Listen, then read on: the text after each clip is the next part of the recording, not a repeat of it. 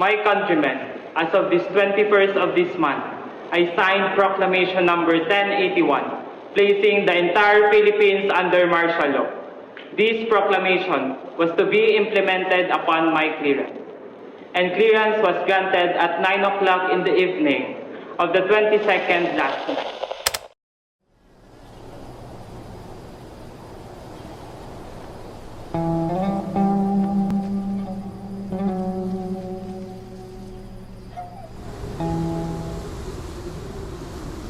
Ipaglaban! Ipaglaban! Kalayaan! Manindigan! Walang hustisya sa ilalim ng diktadura! Marcos Diktador! Marcos Diktador! Hindi na tayo matatakot! Tama! Tama! Tama! Ang taong bayan ang magpapabagsak sa kanilang pangapi! Ibagsak! Ibagsak! Ipaglaban natin ang karapatang demokratiko! Ipaglaban! Ipaglaban! Ipaglaban! Hustisya para sa bayan! Hustisya! Hustisya! Hustisya! Ipaglaban! Magsitigil kayo mga aktivista! Sige, nagmamatigas kayo ha! Takpin sila!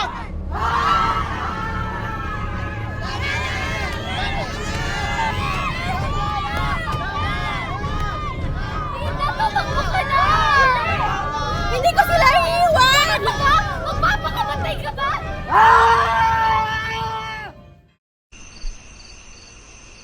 Elena? Ano yan?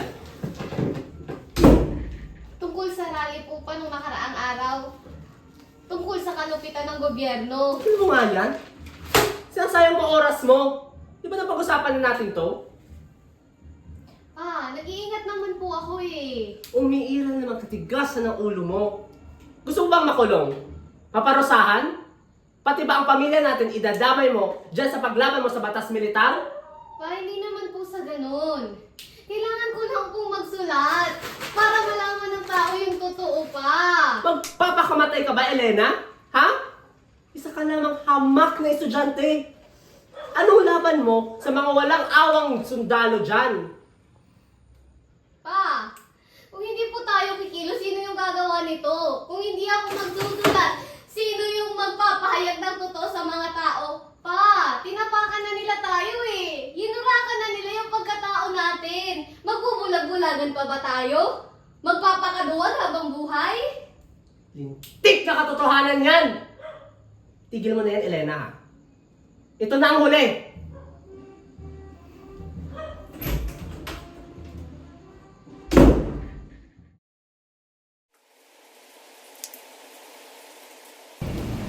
Magandang umaga po, sir. Nais ko sanang ipakilala sa inyo ang aking bagong kaibigan na si Lina. Nakilala ko po siya sa rally nung nakaraang araw. Lina, sir, leader ng mga aktivista. Sir, nais ko sana namin humingi ng pabor sa inyo. Nais na ho kasi namin labanan ang gobyerno natin sa pamamagitan ng pagsulat. Sir, kailangan na ho kasi malaman ng tao ang totoo na ang batas na ipinatupad ng ating gobyerno ay batas na para sa mga makapangyarihan at para sa mayayaman at hindi para sa mga mamamayan. May tapang kang magsalita, Elena. Ngunit sa tapang mong ito ay may kapalit na kapamakan. Alam mo ba ang landas na tinatahak mo?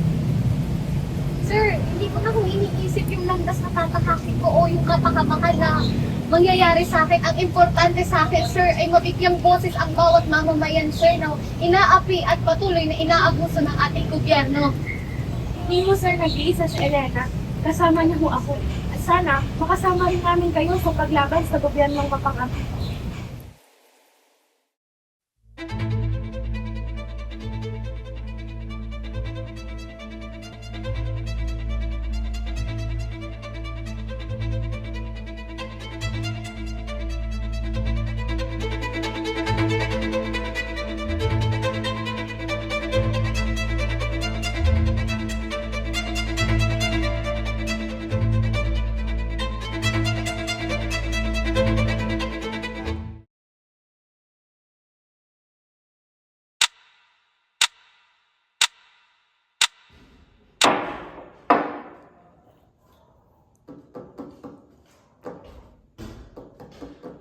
Saan na kaya siya?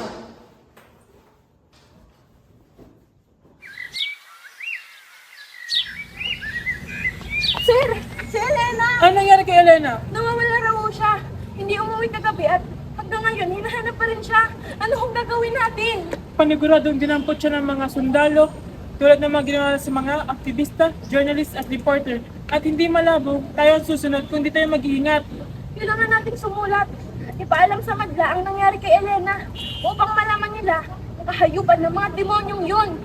Isang musmus na estudyante lamang si Elena na mataas ang pangarap para sa bayang ito.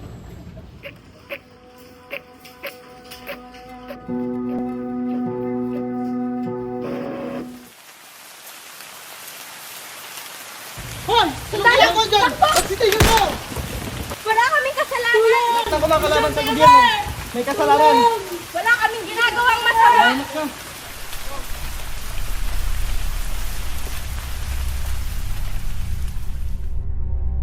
Nahuli din namin kayo. Alam ko na kayo nagpapakalat ng mga peking artikulo na ito. At isa din kayo sa mga realista ang matitigas sa ulo. Saan nagtatago ang iba niyo pang mga kasamahan? Naiinip na ako. Magsasalita kayo o dito namin kayo uubusin. Kahit anong gawin nyo, wala kayong mapapala sa amin. Ayaw niyong umamin? Hindi ba't may kasamahan kayong estudyante? O padre, sino bang estudyanteng yan? Yung ubod ng pati at kinis? Anong ginawa niyo kay Elena? Mga hayop kayo?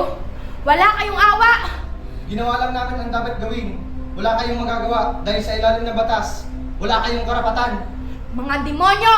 Mas hayop pa kayo sa hayop! Gusto mo rin bang maranasan ang sinapit ng kaibigan mo? Walang kinalaman sa Elena.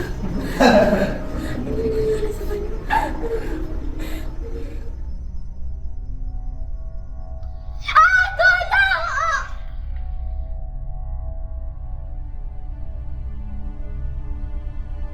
Elena, halika dito. Bilisan mo na dyan at may susunod pa.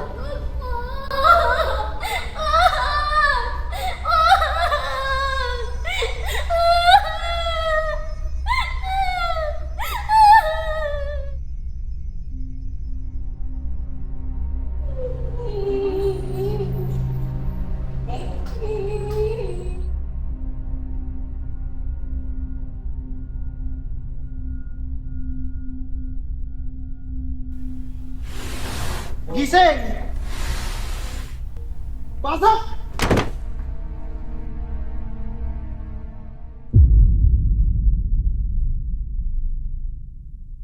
You can kill me, but the truth will never die.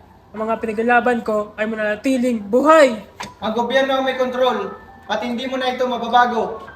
Walang diktador ang magtatagal. Ang bayan ay magigising. Ang kabataan ang magpapatuloy ng laban na ito. Walang sino man ang makakapagpabagsak sa gobyernong ito.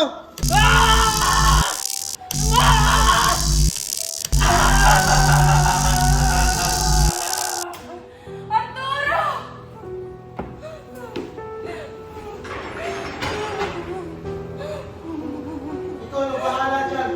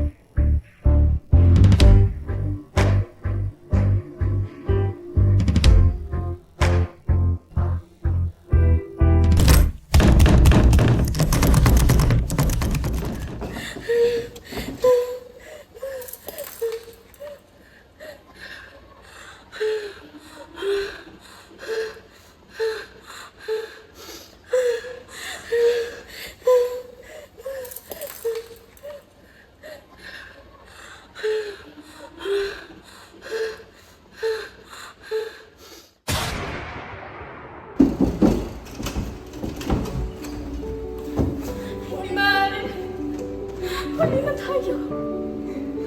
Patay na si Lina.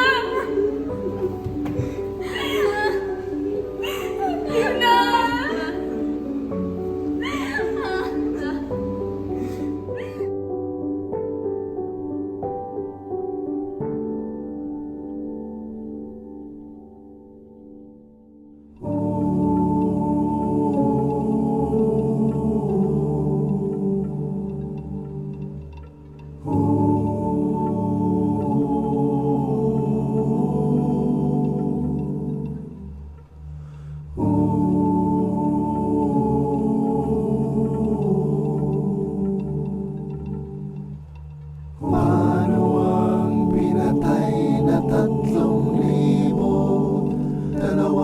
daan at apat na po.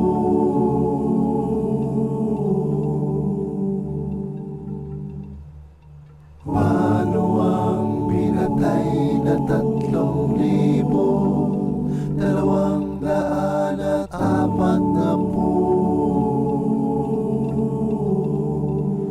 Ama namin, sumasalangit ka.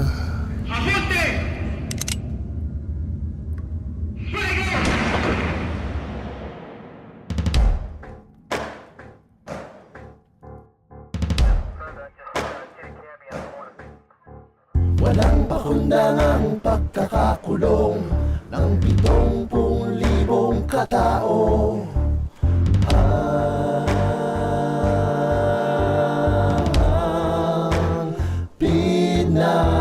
Walang pakundangang pagkakakulong ng 70,000 katao.